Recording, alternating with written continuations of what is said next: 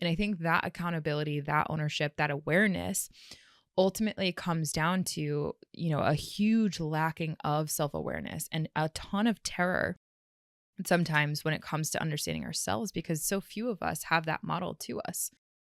If you want to stop attracting bad relationships, you have to overcome the things within you that are attracting that to you and healing the things that are keeping you stuck. Hey everybody, it's Bianca. Hey everyone, it's Emilia. Welcome back, Evolvers. We are in the thick of January at this point. We are almost through. Good on ya. How is the new year hitting you? This is the time of year where most people fall off any sort of New Year's resolutions. And I want to get into this episode talking less about New Year's resolutions, but it's all about love. One of the things that when I talk about, the new year or goal setting or whatnot with clients, health is always something that comes into the fold, right? Everyone wants to get better or get healthier or whatever. But love is usually a top second. And love is that aspect, that arena that so many of us have struggled in. So many of us to this day will struggle in so many different capacities. And the specific struggle that I do believe this episode will be helpful for so many listeners is around how our attachment styles is preventing us from actually getting that love that we deeply desire. Or I like to look at it from this lens of, instead of getting, attracting, right? Really bringing in the person that is really meant for you. And as someone who has now crossed the threshold over 5 years in one of the most incredible relationships I've ever experienced, and I'm not just talking about intimate relationships, like in general, I can sit here from a standpoint of not only having cultivated so much love and knowing what that feels like, but I've only gotten here because of all of the failings, all of the trials, all the tribulations. And, anyone that's listening to this episode, I just want to make sure that you know that you're not alone, because love is so difficult. It is so triggering of a topic to talk about sometimes, because a lot of our deepest core wounds are being alone. And so, I want to share a personal story of someone that I was talking to. And obviously I'll keep it anonymous always. And he had come and confided to me, and he had recently gone through a breakup. This was his first true love. And he had essentially asked me the big sinker question of, Emilia, what can I do? What did I do? How did this go wrong? Right? All of the big, when you're in the aftermath of a breakup and you still love the person dearly, and you're still in this whole tailspin of I don't want to stop loving this person. This really hurts. There's a lot of pain here. The big question underneath is what we started talking about, which is, what was it that caused the relationship rupture in the first place? And there's, I would say, 4 to 5 different types of relationship ruptures that we'll all experience in life. And one of the things that I've noticed that is an observable pattern of behavior is that, number one, we don't even know what the relationship ruptures are. We don't have a name, so we don't know really what's going on. We kind of just feel like we're in this, conflict, and it sucks, especially when it comes to your intimate partner. And while you're in that chasm, that tornado of any sort of conflict or relationship rupture, because you don't know what's going on and you haven't really been taught the skills on how to fix it, or how to learn and explore and pull out the information from your partner in a way that is meaningful and can be connecting, things sometimes end up getting the worse. The worst end of the stick comes through. You might act in accordance to your worst. And this is what had happened for this client. And I had asked him, I said, have you heard about attachment styles? And he said, no. I'm like, well, this is one of the big elements when we come to learn ourselves around relationships. It's really, really vital to at least gain a high level understanding of what type of relationship this was. There's different conjectures of different types of relationship. Now, this was his first. So it's like that people refer to it as like your puppy love relationship, where you're just like drooling over this person. You just love them. There's like, they're infallible. They can't do anything wrong. And even when it's like not a good fit, you're still wildly in love. So what type of relationship was this? And more importantly, you wanted love so bad. Understandable. What was it that you brought into the relationship unknowingly that impacted it in the ways that it did? And this is where we got deeper into attachment styles. We uncovered through my help, I got to understand that when it came to all of his relationships, he's far more secure. But when it came to this relationship, his deepest insecurity got poked.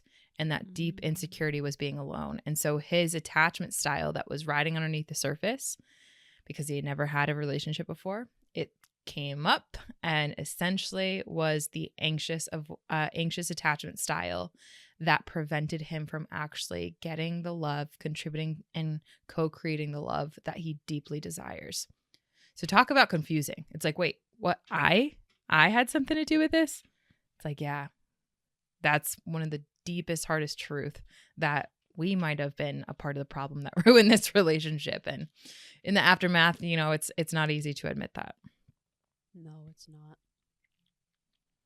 I've spoken many a times on this show about the very, very disruptive relationships that I have had, and I've done so much work on myself, and I'm still doing the work. I'm still healing and learning and unburdening and unblending and doing a lot of the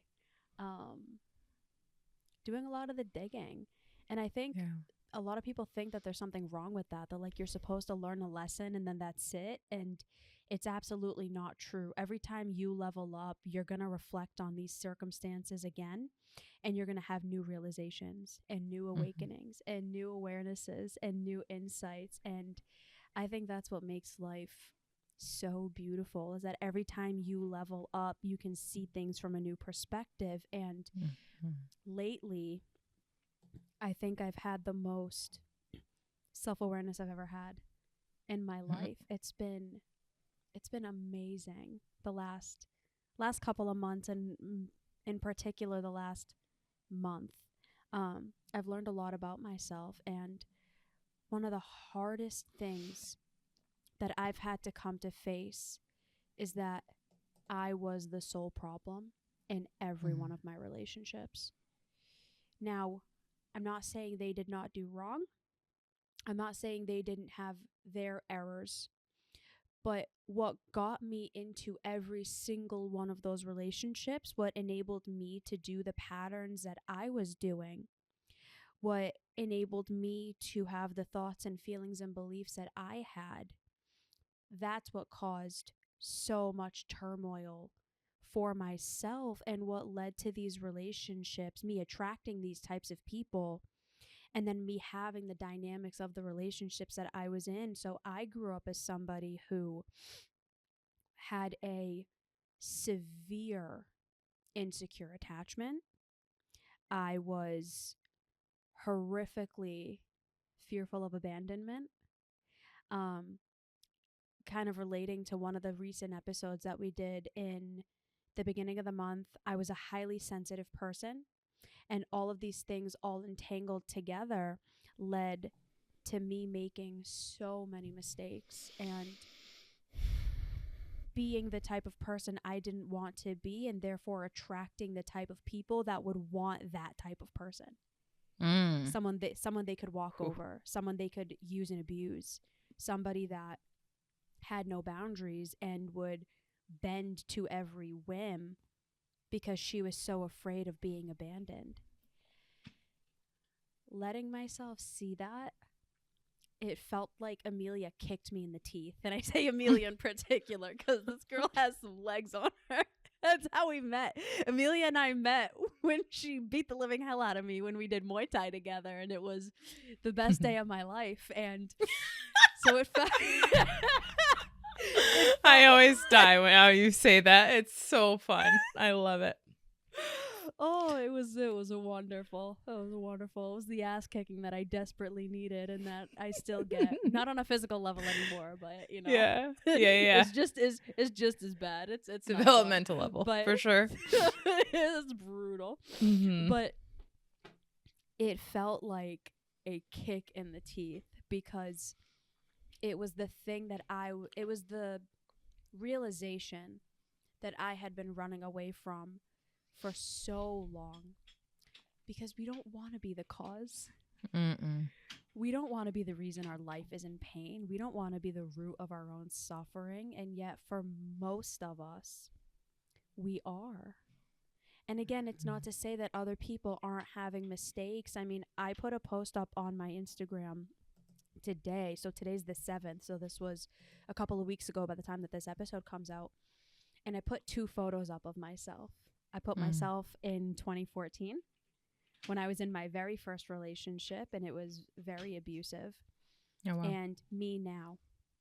And I put up this really beautiful post about the differences between those two, that young girl and this woman that I am now. And the woman that I am now, I only was able to become this because I realized what I was doing, the wrongdoings of those people, and then trying to attract better and better people into my life. Like, I would not be who I am today if it wasn't for Emilia and if it wasn't for Alan and me wanting so badly to attract people like that into my life. For years, I had always said, I want a best friend. I want someone who's a guide, a mentor, someone who is so much better than me that can lead me.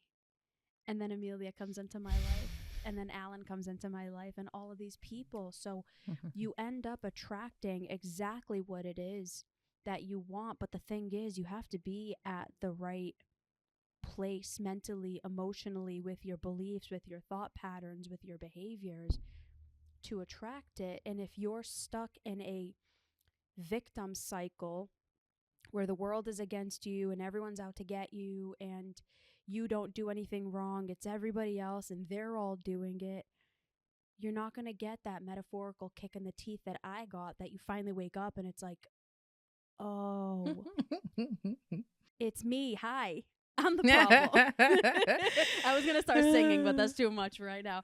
Anyone who knows that Taylor Swift song, I think it's like the one song I know of hers because it's just circulating everywhere. But it was that. If you want to stop attracting bad relationships, you have to overcome the things within you that are attracting that to you and healing the things that are keeping you stuck, which was exactly what I've done and have been doing and will continue to do. And that's exactly what you did. That allowed you to attract the most amazing relationship you could have ever dreamed of. Yeah. I was talking to someone recently, someone else than the person that I mentioned earlier. And she keeps saying like she wants to find her people. She really wants to find her people. And she's very eager for those people to come into her life. And there's a part of me that deeply knows, as a result of my own journey and my own path and seeing this happen again and again with so many people, we deeply and sometimes desperately want this type of love, these types of relationships, these type of people in our lives, right? All these things that we believe that will make us feel better. But ultimately, when we get them, it's only a temporary fix. It's a Band-Aid solution. Because how we got them is the byproduct of how we unconsciously reverse engineered or manipulated that into being. And then what do we do to try to keep that person around? Ultimately, was what is underneath that is that deep reservoir of work that hasn't been done with oneself. And I appreciate it because she said, well, I also know that I need to do the work in order to be the type of person who can attract someone like that, who will want someone like that, interested in supporting and in relationship with me. And I was like, thank you so much for saying that, because a lot of people forget they're part of the equation when it comes to doing the work. And ultimately having the relationships that you want in your life it takes 2 people or more to tango, right? Like, And I think that that's at the root of this episode, which is Mm. what I found. That person that I was sharing a little bit before, the person that I was just talking about a moment ago, and you and I's relationship, like you and me and our own journey has come to this conclusion, this realization, this understanding that if I want something to happen in my life, like I also need to acknowledge how I am currently ruining or standing in front or in the way or becoming a barrier to receiving and attracting that in my life. And I think that accountability, that ownership, that awareness ultimately comes down to, a huge lacking of self-awareness and a ton of terror sometimes when it comes to understanding ourselves, because so few of us have that model to us.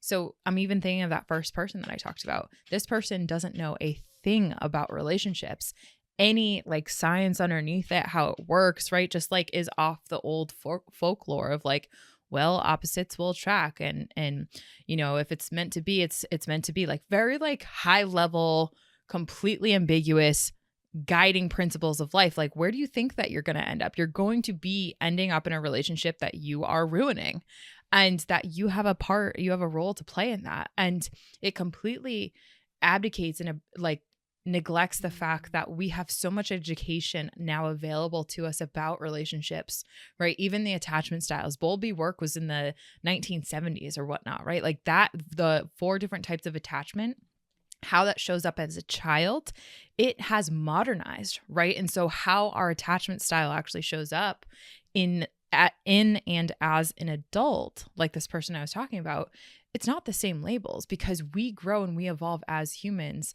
and thereby our attachment styles and how those show up and ruin relationships, though there's patterns underneath that, right? And so the biggest thing that I can share with our listeners and for anyone that's struggling in this arena is really acknowledging that there are two, if you're in a monogamous relationship, there's 2 people, or if that's what you want, there's 2 people that it takes to dance, right? And it's not just that one person who's going to swing you around on the dance floor. Like, you have to move your legs too. I think acknowledging that we all bring our own baggage as a result of our upbringings, our cultures, our genders, our whatever, right? Like our past epigenetics, like we're always bringing stuff into relationships that has a high probability of ruining it if we do not work through, acknowledge, become self-aware of what are those elements, what are those tendencies, how do you respond to when someone gives you feedback, what is your preference around emotional regulation when there's conflict? Do you completely avoid it? Does it trigger you? What are your exiles? What are the deepest parts of you that you're terrified to show in a relationship? And so this is what I had shared with that client, and people who have been coming to me since I was like 7 years old, way too young to have any sort of like quote unquote authority on the matter. But I've always been very intuitive on this aspect. So people coming to me advice on what they should do, it's like, again and again, self-awareness is absolute key, plus education. There's so many ways you can learn how to not ruin your relationship and to ultimately attract better and better relationships and contribute to that. So it takes you, and that's a big element of it. So B, episode suggestion, final takeaway, because I don't have an episode suggestion, and we're going to leave it at that. That's okay. It is possible to heal these things. When you're in the thick of it, it feels completely and utterly impossible. I mean, there have been times where I've boo-hoo cried to Emilia, being like, I'm going to be this way forever. Nothing's ever going to change. My life is going to be horrible forever. And here I am. And things did change, and things did get better, and they're continuing to get better. It kind of doesn't matter where you start. What matters is, what are the choices that you are now going to make in the physical space that you are currently in, and are you willing to look in the literal and in the metaphysical mirror and look at the behaviors that you've had, look at the thoughts and the emotions that you've had and the patterns that have kept you in those places, And are you willing to navigate them? Because let me tell you, it sucks. It really does. Like the work, it's not fun. It's why a lot of people don't do it. It's why a lot of people avoid us, because we're suggesting doing what's hard. But the thing is, what's hard will always get you what you actually want, and what's easy will get you a temporary fix that you're going to have to go fix later on. So there's going to come a point where you're sick and tired of fixing everything you thought was going to be a solution. I've been there. I'm there. And you finally let yourself really do it. And that's when real change happens. That is when real progress happens. That is when you stop ruining your relationships and every other aspect of your life. And it is possible for you. And you got this. And we are here to help if you do want to take that step and take that journey. My episode suggestion is 292. Do you fear abandonment? The answer is probably yes. And the answer is yes. We all do. We are human beings. If you have a pulse, you do on some degree. And how you mitigate that will really be the differential between someone's successful, fulfilled, healthy, aligned, constructive life versus the complete opposite. And it's brutal to face that fact. And that's why we say you got this. And we're here when you don't.